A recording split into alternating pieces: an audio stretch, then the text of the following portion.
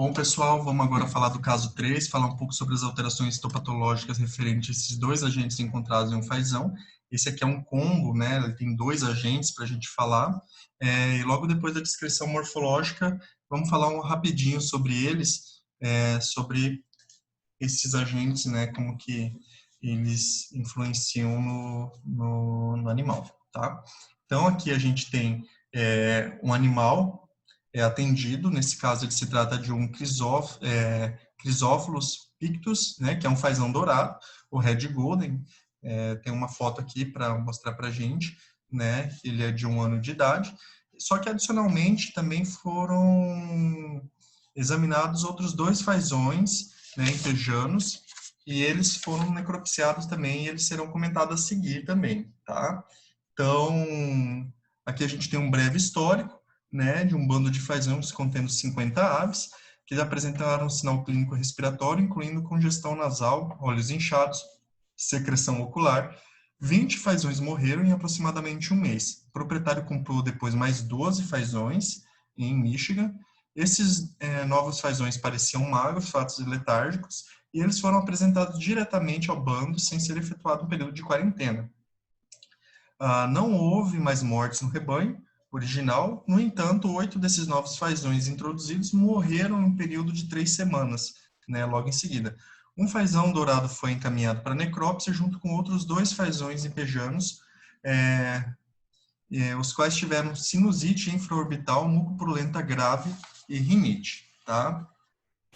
A gente tem a descrição macroscópica dele aqui, né, das alterações macroscópicas que foram observadas. A gente vai ver também uma foto, né, ele foi apresentado em boas condições, tinha 470 gramas, né, e a gente vai observar a distribuição desses nódulos, que eles mediam entre aproximadamente 3 milímetros de coloração vermelho amarelado, afetava todos os segmentos intestinais, em especial o seco, com maior intensidade, e os demais órgãos eles não tinham alteração. Era mais relacionado às alças intestinais mesmo. Tá? Foi realizado, a partir daí, o cultivo aeróbico, pensando poder se tratar de micoplasma, só que essas amostras, elas foram coletadas também do seio frontal, né, dos 2 empejanos acometidos, e não houve crescimento de micoplasma nessas amostras, sendo assim, não dando sequência para esse exame, tá? Então, aqui a gente tem essas alterações macroscópicas, né? Vários nódulos de consistência firme, que a gente não consegue ter essa noção aqui, com 3 milímetros de diâmetro em média, de coloração amarelado, recobrindo superfície de serosa, especialmente nesse segmento distal aqui do trato gastrointestinal.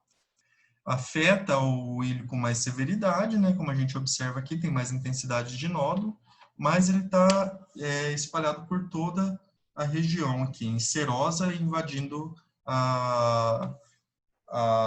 as túnicas mais internas desses segmentos, tá? Então, aqui a gente tem uma imagem submacro, né? A gente consegue ver a imagem do colo, ilho seco, a gente não consegue ter essa diferenciação, né? A gente consegue perceber que tem vários nódulos, e aqui tem essa região, tem 2 seções de traqueia, tá? Que são relacionados àqueles fazões empejanos, tá? Enquanto a gente observa aqui esses segmentos ligados ao fazão dourado.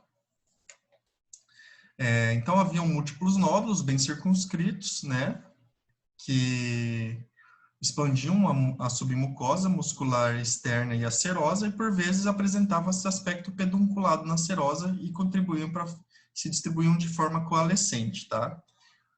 Os nódulos pedunculados que a gente observa são esses daqui, ó, a gente observa, tem uma figura mais...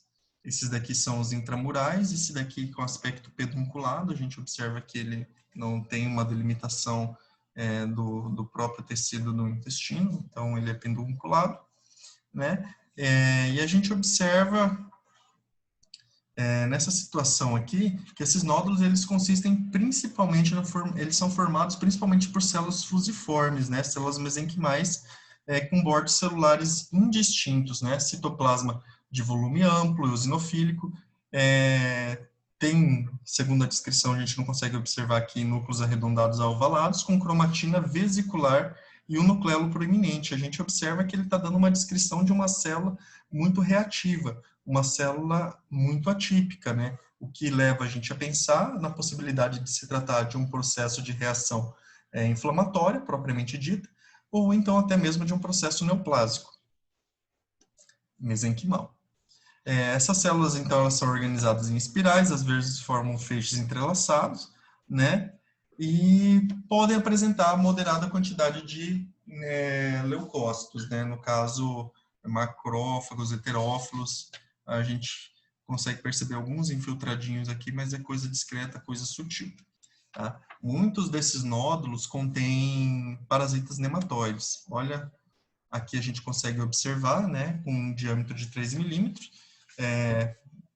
Esses nematóides, eles são caracterizados, né, de uma, histologicamente aqui, por uma fina cutícula lisa, com asa lateral e uma fina hipoderme, cordas laterais grandes, musculatura celomiana, que é toda essa musculatura que a gente observa aqui bem proeminente, né, tem o intestino, né, com células colunares bem proeminentes, e um útero repleto de ovos. Então, essa é a estrutura do nematóide, né, e muitas vezes eles podem ser encontrados degenerados também em outras seções, e eles podem estar rodeados de leucócitos, incluindo células gigantes multinucleadas e heterófilos, né. Também é reportado que pode ser observado congestão moderada nas seções, em alguns vasos até extravasamento de eritrócitos, né, de heterófilos, que são as hemácias de aves.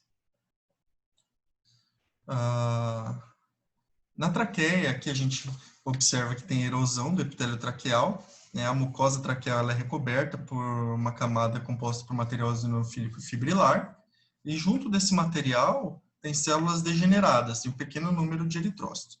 O epitélio tem grandes células sinciciais, que são células epiteliais que muitas vezes elas estão se juntando em resposta a um estímulo agressor, né? Muitas vezes elas são observadas até com 25 núcleos, né? E elas se espalham pela luz traqueal. São essas células apontadas pelas setas. Muitas vezes esses núcleos eles contêm inclusão intranuclear eosinofílica que deslocam perifericamente a cromatina dos núcleos, né? Essas células epiteliais individuais também podem ter inclusões. As inclusões, ó, a gente percebe que aqui tem um núcleo redondo e tem um ponto eosinofílico no interior, né? Várias células apresentam, elas estão todas demonstradas pelas células, apesar do aumento não ser tão grande, né? Elas estão especialmente em células soltas e também em células sinciciais multinucleadas, tá? Então, o diagnóstico morfológico do colaborador para a questão do ilho, seco, colo e reto é proliferação mesenquimal nodular atípica com inflamação granulomatosa mural e severa, mural da serosa, severa com presença de nematóides intralesionais adultos morfologicamente consistentes com Heterax. E na traqueia, traqueite fibrino-necrosante difusa grave, com formação epitelial sensicial e corpúsculos de inclusão intranuclear compatíveis por herpes vírus galídeo tipo 1. Vamos falar um pouco a respeito desses agentes agora. Então, pessoal, o comentário do colaborador, né, que esses achados microscópicos são característicos de herpes vírus galídeo tipo 1, né, que é a causa da laringotraqueite infecciosa, e também, né, aqueles parasitas são compatíveis com Heterax. O herpes vírus galídeo tipo 1, ele é um membro do gênero Yltuvírus, da subfamília Alpha herpes viridis, da família Herpes viridis, né, que essa doença foi descrita pela primeira vez nos Estados Unidos no ano de 1925 e em fazões ela foi descrita pouco tempo depois, em 1931. Fazões, galinhas, perus, eles são espécies mais suscetíveis, né, enquanto codornas, pássaros e aves não galiniformes, eles são considerados espécies mais resistentes, né? E assim como todos os herpes vírus, os pássaros que sobrevivem, eles se tornam portadores ao longo da vida, né? Eles podem continuar a disseminar esse vírus aí entre os bandos de criação doméstica e, pior ainda, levando essa infecção para dentro de instalações, né, comerciais, né? E esse vírus ele é suscetível a desinfetantes e à exposição solar, mas ele pode sobreviver na cama também, se ela estiver úmida por até 4 dias, segundo os trabalhos, e em cama seca por até 20 dias. As aves que são infectadas naturalmente, elas desenvolvem uma doença clínica ali por volta dos 14 dias após a exposição. E a replicação viral ela é limitada ao epitélio respiratório, né? E a latência ela é alcançada quando a infecção chega no gânglio trigêmeo e os animais se recuperam. E isso acontece um mecanismo muito semelhante, né, à infecção por outros herpes vírus em outras espécies que a gente está acostumado a discutir, como foi discutido no caso 1 também, do herpes vírus canino tipo 1, na hepatite infecciosa canina, que forma a latência também, após a resolução do problema. As aves infectadas, né, numa epizootia, elas podem apresentar muco com hemorragia no trato respiratório superior.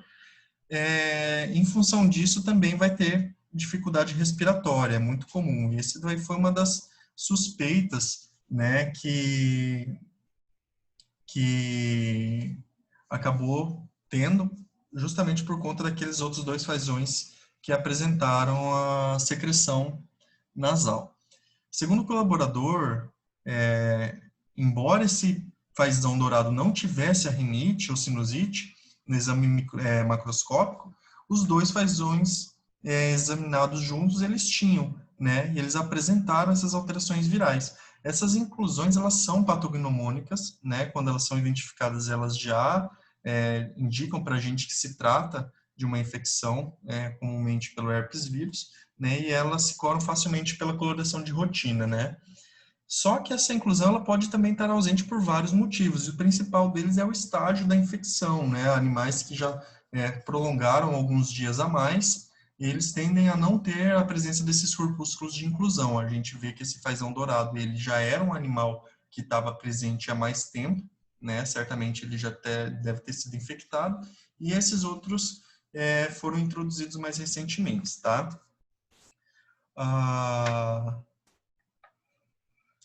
Então, assim, nessa situação, recomenda fazer o diagnóstico complementar nesses animais com o PCR, né? Só que também tem diagnósticos importantes, diferenciais, que a gente tem que levar em consideração, que são todas essas que incluem o trato respiratório superior, problemas no trato respiratório superior, que são os paramyxus vírus, né, na doença de Newcastle, a influenza aviária, adenovírus, coronavírus aviário, né, porque todos eles causam doenças infecciosas respiratórias semelhantes, né, então a gente precisa buscar essa diferenciação, especialmente pelo exame morfológico e com complementação molecular. E agora vamos falar sobre o outro agente encontrado, que é o Etherax, né, que ele pode ou não ser patogênico. Etherax dispar, né, foi relatado em fazões, né, ele é relativamente não patogênico, enquanto o Etherax gallinarum e o zoonche, eles são considerados patogênicos, né, e eles já foram relatados como causador de tifilite em fazões, né, que é a inflamação do seco. Então, ele é bem patogênico para essas espécies, né? E ele raramente é o patógeno importante primário em aves, né? Só que ele serve também como hospedeiro de um protozoário chamado Stamona meleagris, como a gente colocou aqui. E que daí causa estomonias, aquela doença blackhead disease, né, que acomete perus e também galinhas. Só que em fazões é relatado que o próprio Etherax zoonche ele tem a capacidade de causar doença por ele ser bem patogênico, e muitas vezes ele pode vir acompanhado de outras alterações, né, especialmente quando esses nódulos se rompem, eles podem causar sinais clínicos bem agudos, né, resultando em morte até mais rápida devido à peritonite ou celomite, né, no caso de aves. Estudos anteriores caracterizaram esses nódulos associados a esses vermes como granulomas, fibromas, neoplasias fibrohistiocytíticas, leiomiomas, né? Isso indica para a gente uma variabilidade de lesões nesse estudo, né? Esse potencial lesional em formar reações inflamatórias e até mesmo neoplásicas, né? E às vezes elas não são relatadas como neoplasias necessariamente malignas, mas há o relato já de neoplasias em fazões ligada a potencial metastático, né? Principalmente neoplasias de origem neurofibroblástica. E aí pode acometer pulmão, fígado, né, entre outros órgãos. Esses trabalhos já mostraram essas alterações, né, envolvendo processos neoplásicos que têm correlação com heterátis.